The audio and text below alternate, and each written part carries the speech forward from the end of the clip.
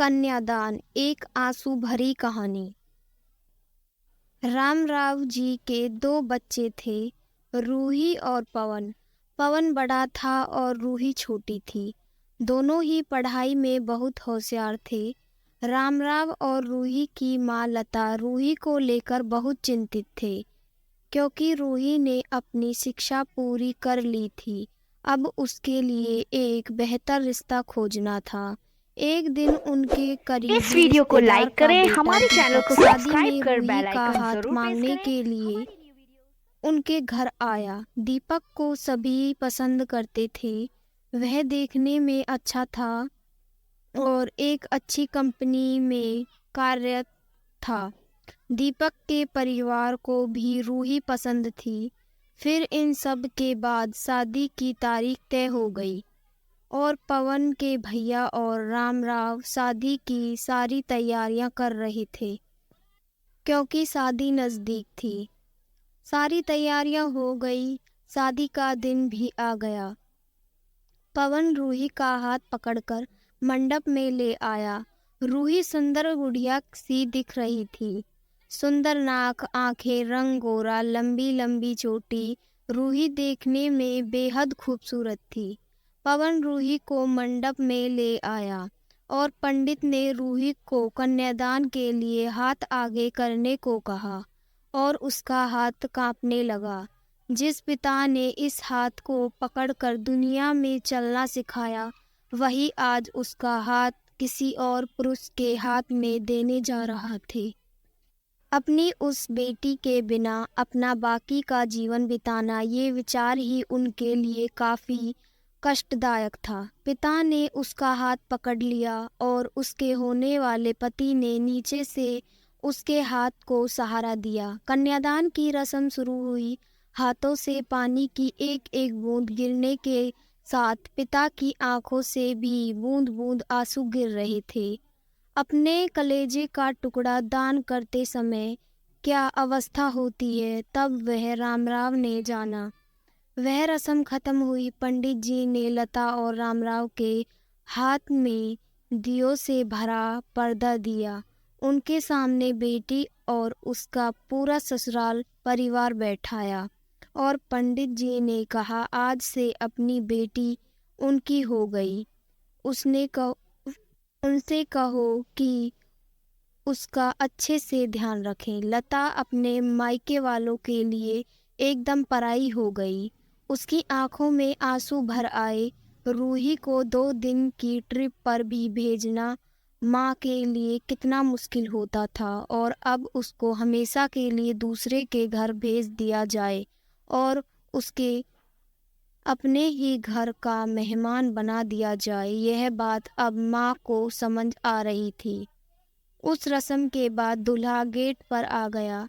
पंडित जी ने आवाज दी, लड़की के मामा लड़की को लेकर आओ। उस मामा का हाथ पकड़कर वह उस अंतरपाट पर जा रही थी। सुबह उठकर एक साथ नाश्ता, फिर मस्ती, फिर मामी के साथ हाथ का खाना और रात में मामा के गोद में सिर रखकर सोने वाली भांजी आज उस मामा को दूसरे के हाथ में सौंपनी होगी। यह सोचकर उसने अपने हाथ कस लिया और मंगलाष्टक प्रारंभ हो गई। भाई दूज के दिन बिना कुछ मांगे मिलने वाला गिफ्ट, एक साथ फोड़े हुए पटाखे, टीवी कौन देखेगा, इस पर झगड़ा और दादी जी गुजर जाने के बाद उन दोनों का गले लग कर रोना। दोनों भाई बहन आज एक दूसरे को देख रहे थे।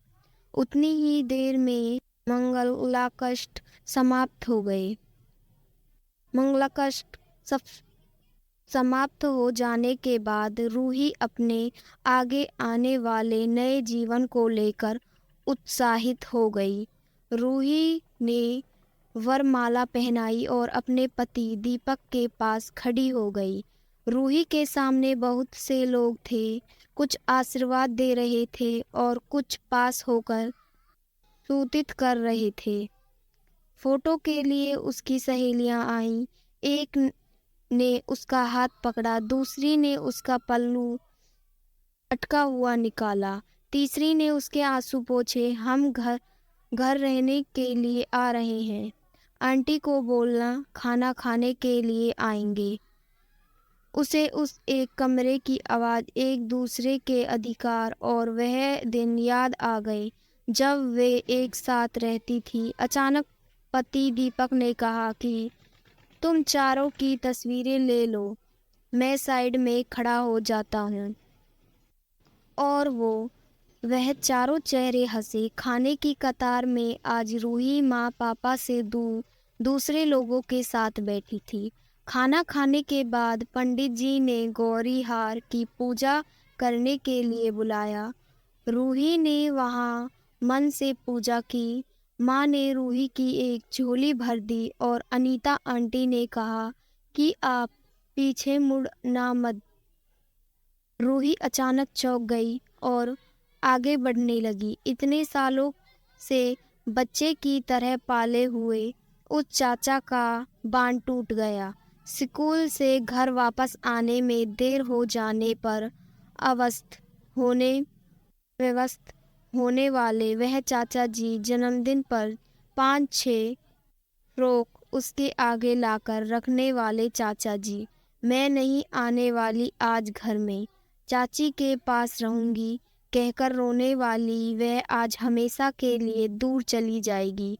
यह रूही के सामने दूसरे माँ बाप के रूप में चाची चाचा को भी यह बात सहन नहीं हो रही थी। उसकी पहचान आज बदल चुकी थी। हाथों की वह हरी चूड़ियाँ, पाँव में बिछियाँ और गले में मंगलसूत्र एक नए जीवन की राह दिखा रहे थे। सास का हाथ पकड़कर रूही उस फूलों से सजी गाड़ी में दीपक के साथ बैठी। उस गाड़ी में खुशी थी और उस गाड़ी के बाहर खड़े सभी लोग आंखों में आंसू लिए उसे अलविदा कर रहे थे। रूही बोली, मम्मी पापा आती हूँ मैं। बहुत मुश्किल होता है अपना कलेजा, अपना दिल अपने ही हाथों से बाहर निकालकर पराए हाथों में सौंपना, और वह अपने कलेजे को, अपने दिल को खुद के दिल से अलग लगाकर रखेगा। फिर भी हर माता पिता इस मुश्किल काम का सपना देखते हैं। लड़की के जन्म के बाद से ही